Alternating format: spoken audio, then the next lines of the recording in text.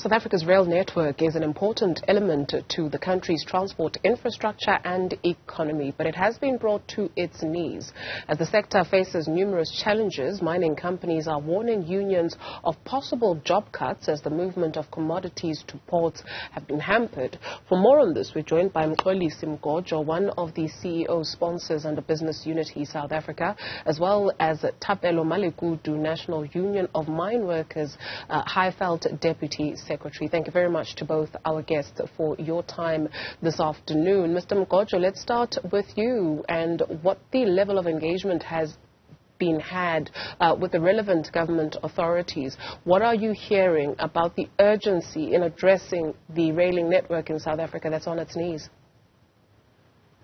Thank you very much to yourselves and really for me, I think what we all recognize is that the country has been challenged by a number of key things that are critical for the sustenance of this country.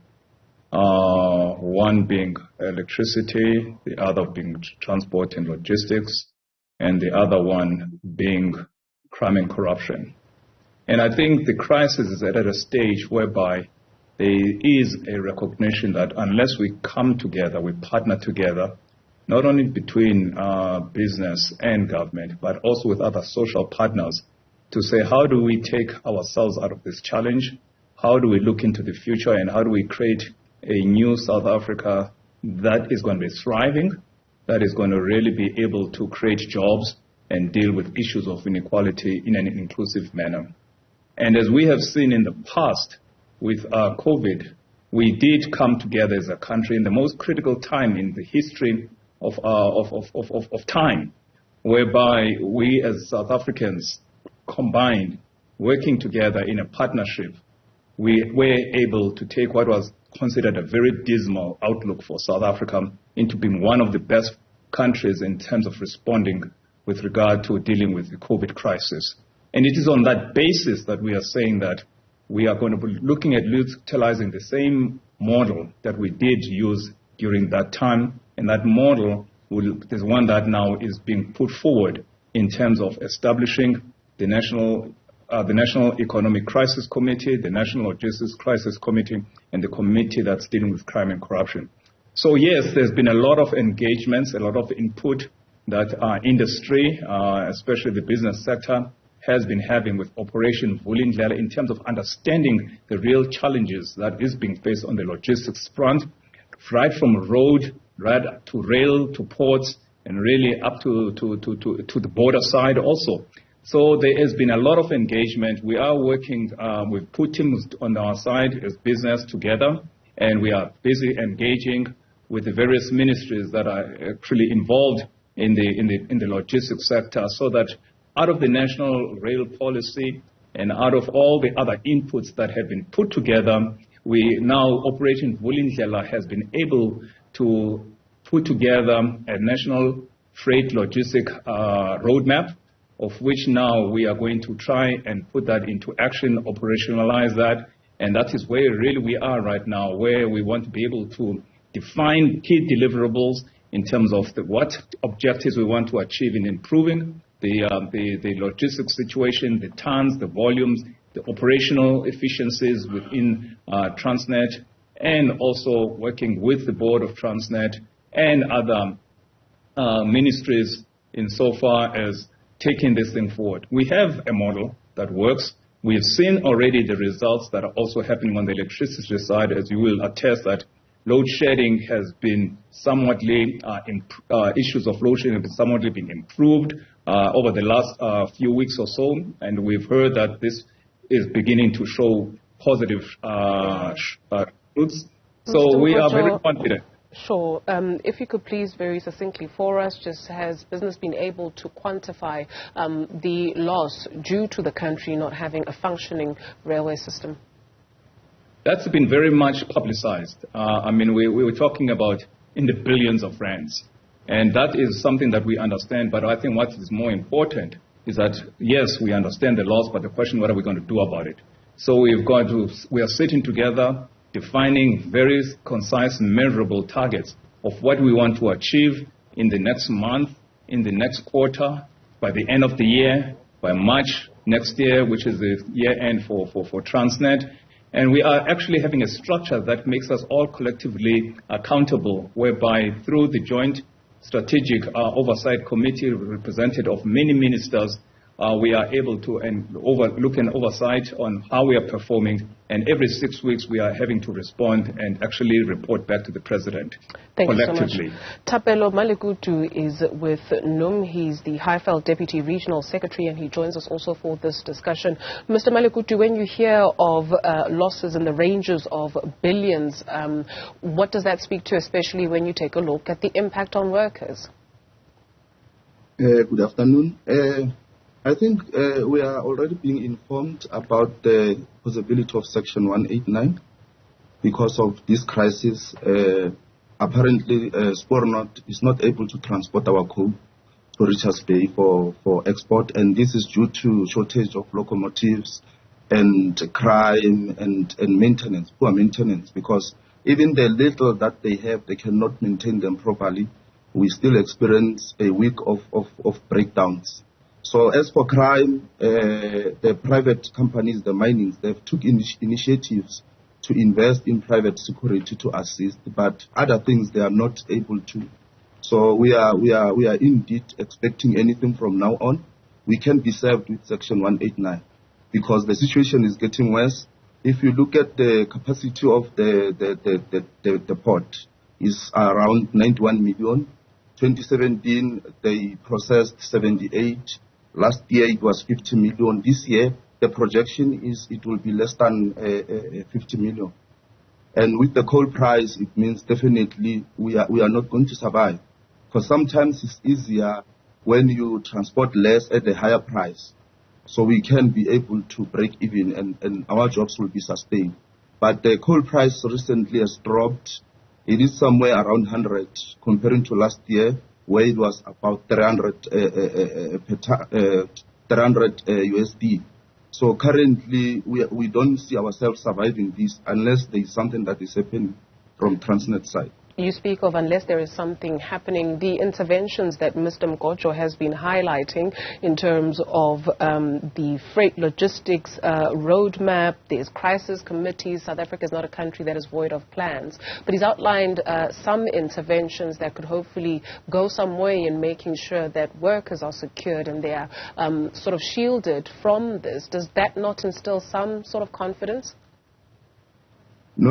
The problem is always the speed when it comes to implementation. They are able to develop nice policies wherever they are, but they don't get to work. They are not implemented at the ground level.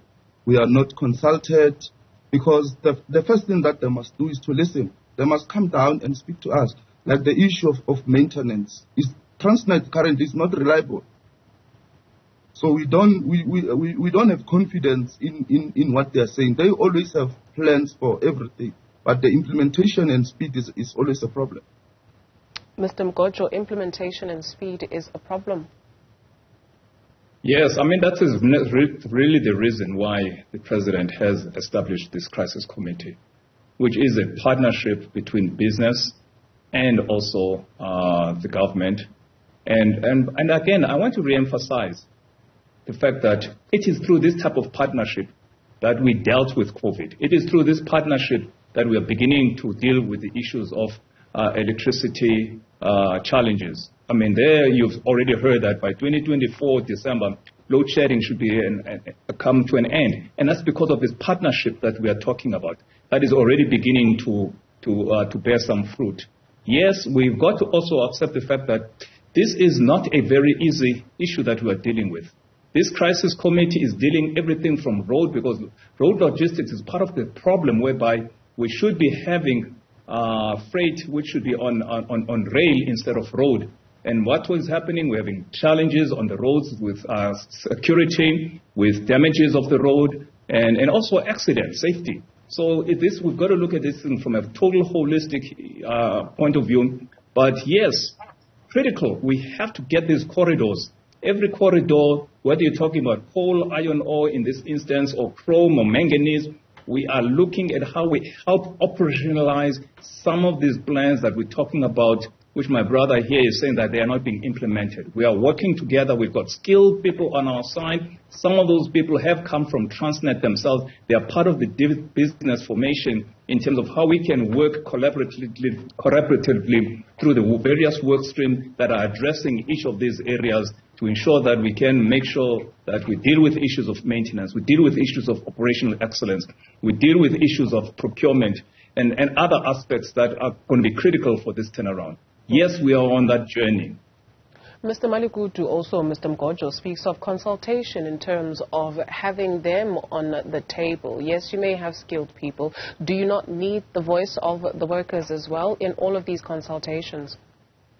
Well, I am very much aware that Operation Vulindlela through Rudy Dix has been done to and spoke with 2 union formations, which is very critical because at the end of the day, what was most intriguing in his engagement with the union officials that he was speaking with a part of the unions involved with Transnet was that they have got the skills. They are doing this thing on a day-to-day, and therefore we are putting them on board in some of these work streams to make sure that they also are actively participating insofar as solving these challenges. Mr. Malikutu, does that go some way in satisfying or at least dousing your concerns? No, consultation is still a problem. You will remember with the issue that Police is making reference to of ISCOM. As the union has been making noise from last year to say release the rate and all this other stuff. Things are getting better after only the government has implemented what we've been raising. Even now, it's Coronet. This Coronet is even worrying because it really is not necessary. The people that they are transporting coal, the mine companies, they even have capacity to assist in this regard. But the problem is nobody's listening to them. It doesn't mean that they cannot even come in and assist in terms of the shortage of locomotives. They've done it with the issue of crime. They've put a serious millions into security.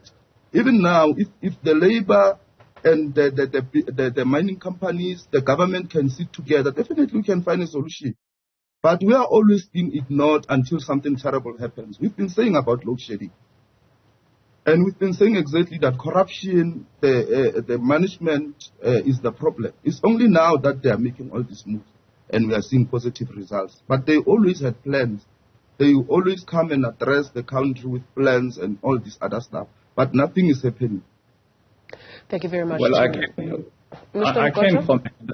can comment that, yes, I cannot dispute what my brother is saying here.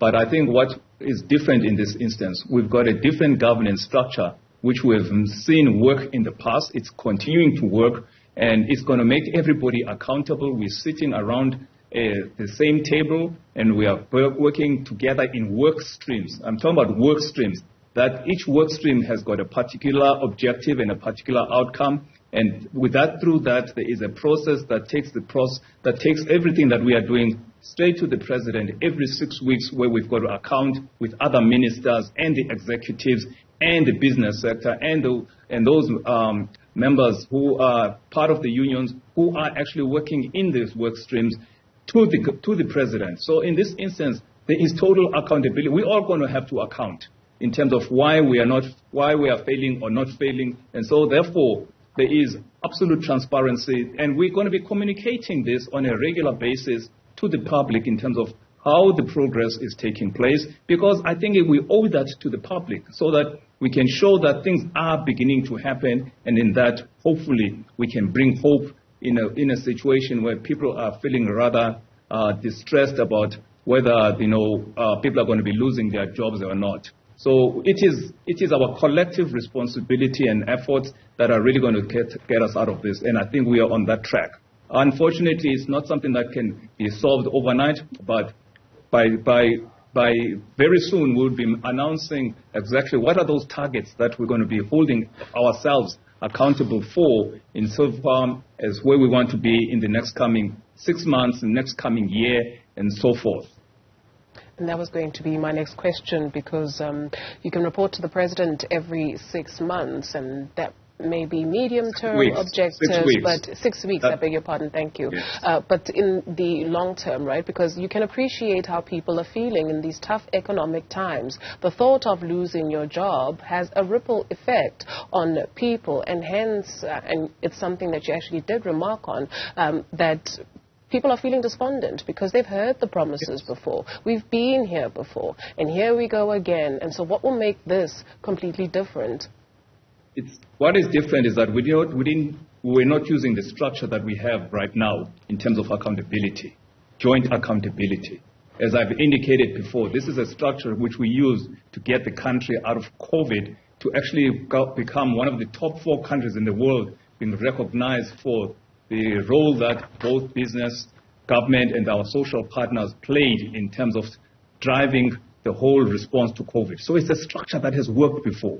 And we are putting it, the same structure is being used to actually start dealing with the energy crisis. It's the same structure we are going to be using in this instance in dealing with transport and logistics and crime and corruption. So the structure, the governance, the accountability is embedded within the way that we are working, which was never there before.